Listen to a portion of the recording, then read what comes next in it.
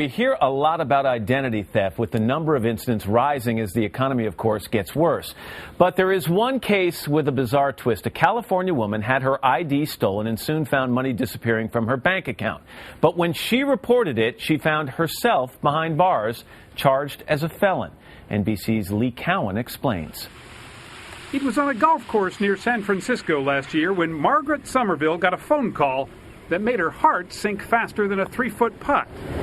Yay! It was from police 950 miles away in Wheat Ridge, Colorado, who told her simply, "You will be arrested." And that's when you fell apart. I absolutely fell apart. You ready? At age 66, the grandmother and a retired vice president of Wells Fargo Bank was met by police at her front door and led away to jail in handcuffs. It is the most frightening, horrible experience. Honestly, I cried probably for 24 straight hours out of fear. She was booked on suspicion of felony identity theft, but what made her so incredulous is that she says she's the one who had her identity stolen from a streetcar right here in San Francisco. She said she told police, she told the bank, but there she stood, handcuffed, not the victim, but the suspect. There was never any logic in any of this, but they just kept going after me and after me and after me. Why? Police believe Margot was linked to this woman, caught on a bank surveillance camera 5 months after Margot's wallet disappeared.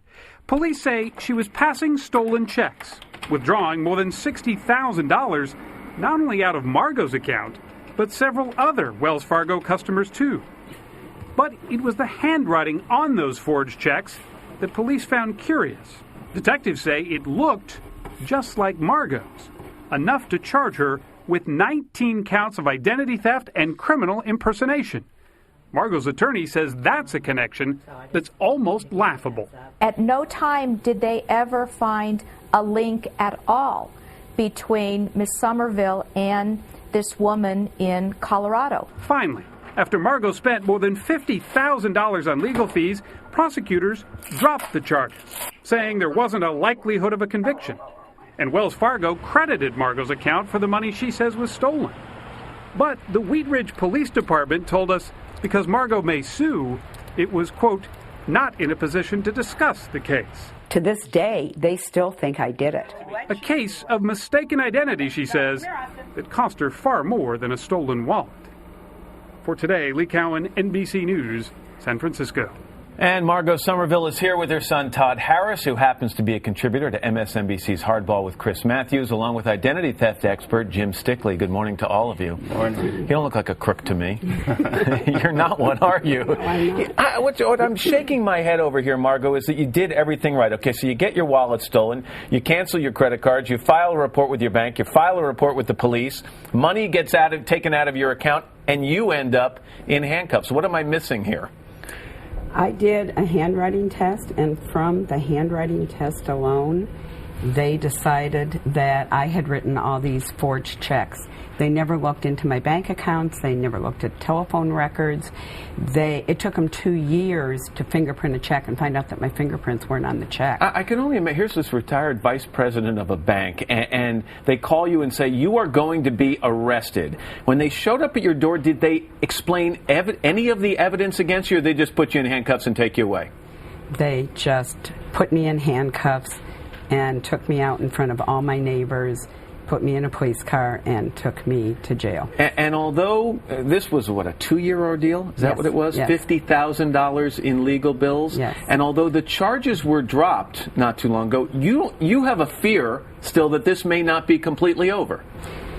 The charges were dropped, but I am not convinced that they think that it's over, because they still think I did it. You're sure of that?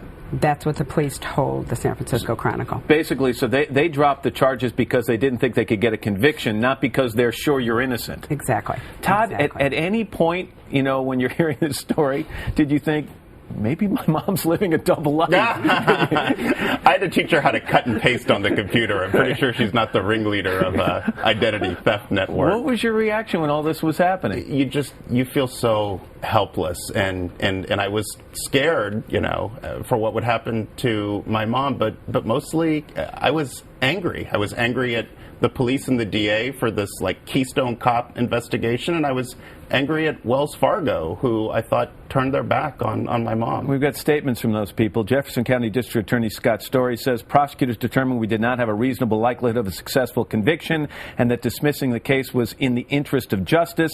And from Wells Fargo, we're very pleased that information Wells Fargo provided to the authorities and to Ms. Somerville's attorney led to the charges against her being dropped. You're shaking your head.